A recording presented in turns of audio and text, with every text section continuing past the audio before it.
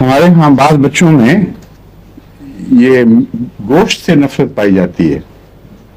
ہمارے خاندان میں ان میں بہن منصور نازر والا ہیں جو ان کے بچوں میں بھی بعض میں گوشت سے نفرت ہے.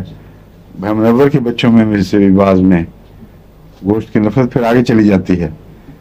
تو یہ سیل کی علامتوں میں سے ایک علامت ہے.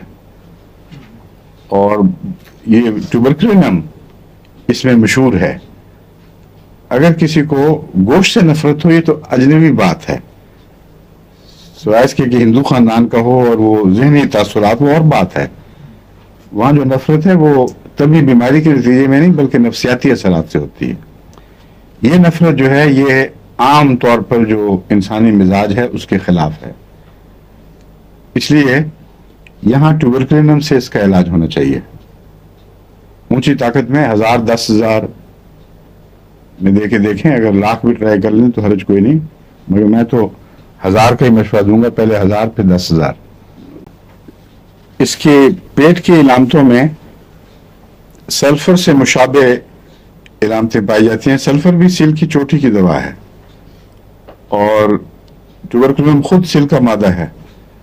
تو صبح کے وقت دست کا زور، کبھی پیچش، کبھی اسہال، کبھی قبض سخت قسم کی، بڑے خشک سٹولز یا پھر بہت نرم ہو جانا، یہ عموماً انتڑیوں کے لائننگز پہ پھیلی ہوئی بیماری کی علامت ہے. مختلف شکلوں میں وہ بیماری پائی جاتی ہے. ہم اس کو اندر سے تو نہیں دیکھ سکتے مگر علامتوں سے پتہ چلتا ہے کہ انتڑیاں صحت مند نہیں ہیں. اس صورت میں ٹیوبرکلینم بھی بہت اچھا اثر دکھانے والی ہے. ڈرم بیلی آتا ہے اس کے متعلق، وہ میں آپ کو پہلے بتا چکا ہوں. ڈرم بیلی کیوں بنتی ہے؟ جگر پھولتا ہے، تلی پھولتی ہے، اور ایسے بچے بعض ملیریا کے میں نے دیکھے ہیں جو لگتا ہے کہ صرف اپنے پیٹ کے ساتھ لٹکے ہوئے ہیں، باقی سب چیزیں چھوٹا سا سر، چھوٹی چھوٹی ٹانگیں اور پیٹ بڑا پھولا ہوا اور بڑا سخت پتھر کی طرح. بہت ہی تکلیف دہ نظارہ ہوتا ہے. لگتا ہے کہ یہ بچے اندر سے سولیڈیفائی ہو گئے ہیں، ان کے اندر جو پیٹ کے ارد گرد کا حصہ ہے اندر کی طرف وہ پتھر بن کر جم گیا ہے. اور ان کی مائیں جو علامتیں بتاتی ہیں وہ بھی اس سے ملتی جلتی ہیں، وہ پیٹ پتھر ہو گیا ہے. اس میں ٹیوبرکلینم اونچی طاقت میں بہت مفید دوا ہے. 1000 میں یہ شروع کریں اور پھر اس کے بعد سلفر سے زیادہ کیلکیریا کارب اس میں مفید ہوگی. پہلے کیلکیریا کارب استعمال کر لیں، پھر سلفر سے پہلے لائکوپوڈیم، پھر سلفر، کیونکہ یہ سلفر کا متبادل ہے. اس پہلو سے ضروری نہیں کہ ٹیوبرکلینم دینے کے بعد پھر سلفر دی جائے پھر کیلکیریا دی جائے. ٹیوبرکلینم دیں، پھر کیلکیریا دیں، پھر لائکوپوڈیم، پھر سلفر. لائکوپوڈیم اور سلفر اور کیلکیریا کا چکر یہی رہے گا، لیکن اس میں یاد رکھنا چاہیے کہ اگر آپ کو پتہ نہ چلے کہ لائکوپوڈیم کا وقت ہو گیا ہے کہ نہیں، یا لائکوپوڈیم سلفر میں تبدیل ہوئی ہے کہ نہیں، تو اس صورت میں اندازاً کچھ فاصلہ مقرر کر کے روٹین میں دینا شروع کر دیں. ورنہ اچھا ماہر ہومیوپیتھ وہی ہے جو علامتوں کا ظاہر ہونے کا انتظار کرتا ہے اور دیکھتا ہے کہ کیلکیریا کارب نے لائکوپوڈیم کی علامتیں پیدا کی ہیں کہ نہیں. اگر نہیں کی تو جب تک نہیں کرتی اس وقت تک کیلکیریا کارب بھی رکھتا ہے وہ. مگر بعض دفعہ دور بیٹھے مریضوں کے لیے یہ قریب سے باریک نظر سے دیکھنا ممکن نہیں ہوتا. تو ایسی صورت میں مثلا میں بھی مجبور ہوں، میں ان کو اندازہ بتا دیتا ہوں کہ 1 ہفتے کے بعد کیلکیریا کارب، سلفر 1 ہفتے لیا، پھر 1 ہفتے کے بعد کیلکیریا، پھر ہفتے کے بعد بعض دفعہ 15 دن، بعض دفعہ مہینہ. بیماری کی نوعیت اور پوٹینسی کا اختیار، یہ باتیں مل کر یہ فیصلہ کرتی ہیں کہ کیا صحیح طریق ہے. مگر اگر مریض سامنے ہے، آنے جانے والا ہے، آپ کے بس وقت ہے، تو سب سے اچھا طریق یہی ہے کہ علامتوں کو دیکھیں. اور اس طرح کئی دفعہ میں کر چکا ہوں، بہت اچھا نتیجہ نکلتا ہے. کیلکیریا کارب نے کام کیا ہے، ایک جگہ جا کر کھڑی ہو گئی اور لائکوپوڈیم کی نمایاں علامتیں ظاہر ہونی شروع ہوئیں. ان میں میٹھے کی غیر معمولی خواہش ایک علامت ہے.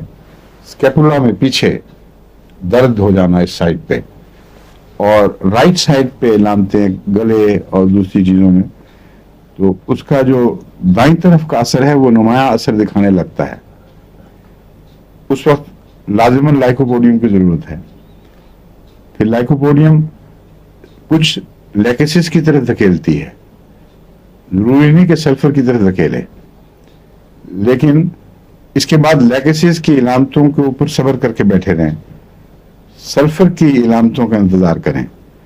جب سلفر کی علامتیں ظاہر ہو جائیں، وہ صبح کی بھوک کا مٹ جانا، 11 بجے کے قریب سخت کریونگ، اور بہت سی سلفر کی ایسی علامتیں، ہاتھ پاؤں کا جلنا، سر کی چوٹی کے اوپر جلن کا احساس، عموماً گرمی، رات کو بستر میں جلدی امراض کا بڑھ جانا. تو سلفر اپنی عمومی علامات سے پہچاننا مشکل کام نہیں ہے. ایسی صورت میں اس کا دیکھیں، جب وہ علامتیں ظاہر ہوں پھر اس کو یہ شروع کرا دیں سلفر، پھر کچھ دیر کے بعد کیریا کارب، پھر لائکوپوڈیم. لیکن یہ بھی ضروری نہیں، یہ کوئی خدا کا کلام تو نہیں ہے کہ 3 دواؤں میں ہی چیز رہے. بعض دفعہ سلفر لائکوپوڈیم دینے کے بعد مریض اس چکر سے نکل کر واقعتاً لیکسس میں داخل ہوتا ہے، اور لیکسس یعنی لیفٹ سائڈ بیماریوں کی علامتیں بڑی نمایاں طور پر ابھرتی ہیں جو سلفر میں نہیں ہوتی. اگر ایسی صورت ہو تو پھر چھوڑ دیں اس چکر کو، پھر لیکسس میں جائیں. اور لیکسس کی عجیب بات ہے کہ لیکسس کچھ عرصہ دینے کے بعد یہ سلفر مانگتی ہے، اور سلفر لیکسس کے نتیجے میں پیدا ہوتی ہے. تو ایسی صورت میں آپ کا چکر ذرا بڑا ہو جائے گا. لائکوپوڈیم دیں گے، اگر لیکسس کی علامتیں نمایاں ہو جائیں تو لیکسس میں جائیں گے. اور لیکسس کے متعلق اکثر میرا تجربہ یہی ہے کہ سلفر کی اگر دیتے رہیں تو سلفر کی علامتیں پیدا کرتی ہے. لیکسس میں ہاتھ پاؤں ٹھنڈے ہوتے ہیں، سلفر میں گرم ہوتے ہیں، بس یہ جب گرمی پیدا کرتی ہے تو سلفر میں دھکیلتی ہے. اور سلفر بعض دفعہ رسٹاکس میں دھکیل دیتی ہے، بعض دفعہ کوسٹیکم کی علامتیں پیدا کرتی ہے. تو علامتیں دیکھ کر رستہ تلاش کرنا سب سے زیادہ معقول طریق ہے.